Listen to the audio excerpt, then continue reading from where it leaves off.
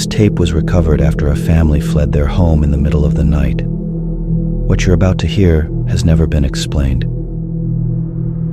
It started with whispers, nothing clear, just static and faint murmurs coming through the baby monitor around 2:33 a.m. every night.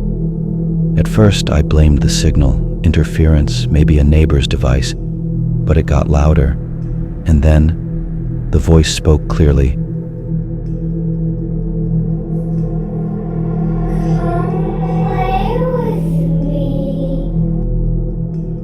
They say baby monitors are for safety, peace of mind, but sometimes they catch things you were never meant to hear. It was a cold February night. My wife had just gone back to work after maternity leave, so it was my turn to watch our 6-month-old daughter, Mia. I tucked her in, turned on the monitor, and walked back to the living room. Everything was quiet, until it wasn't. At exactly 2:33 a.m., the monitor crackled to life.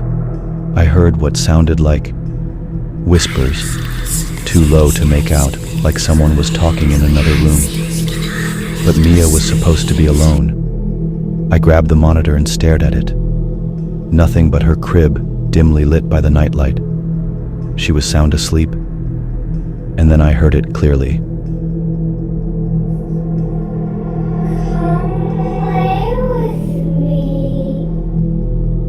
I froze. At first, I thought it was a toy, maybe one of those talking dolls with low batteries. But Mia was too young for any of that. She didn't have anything like that in her crib, just a blanket, a pacifier. I went into her room slowly, carefully. She was asleep, peaceful, completely still. The whispering stopped as soon as I entered the room. I checked under the crib, nothing. Closet, empty. I even opened the window to check outside, just wind and branches tapping the glass. So I went back to bed. But the next night, it happened again. Same time, 2:33 a.m. She's not yours. That one hit me hard. It wasn't just creepy, it felt personal, like someone was watching us. The next morning I told my wife. She thought I was just sleep-deprived, stressed, but I could tell she was worried too. That night we switched rooms. I slept with the monitor on my nightstand again and recorded everything. I played the recording back the next morning. It wasn't just voices anymore. It was breathing. Long, slow inhales, like someone standing right over the monitor, watching me asleep.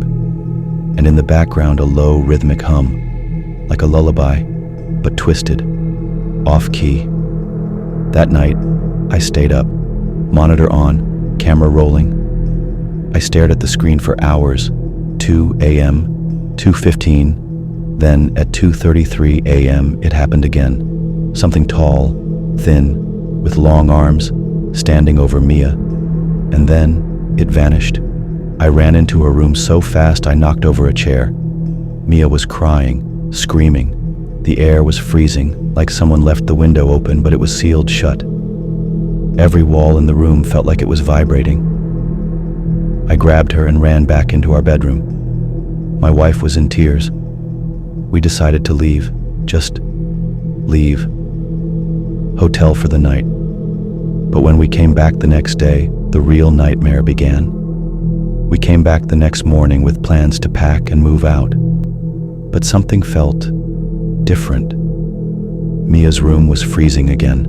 No power outage, no windows open, and the monitor, still plugged in, was playing that lullaby. The same one, over and over. Except now it wasn't coming from the monitor.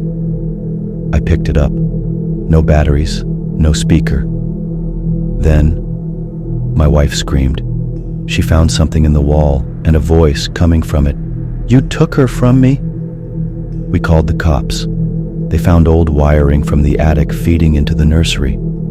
Someone had rigged the house with baby monitors, one in the attic, another buried in the wall, and a mattress up there, torn blankets, a small, rusted music box.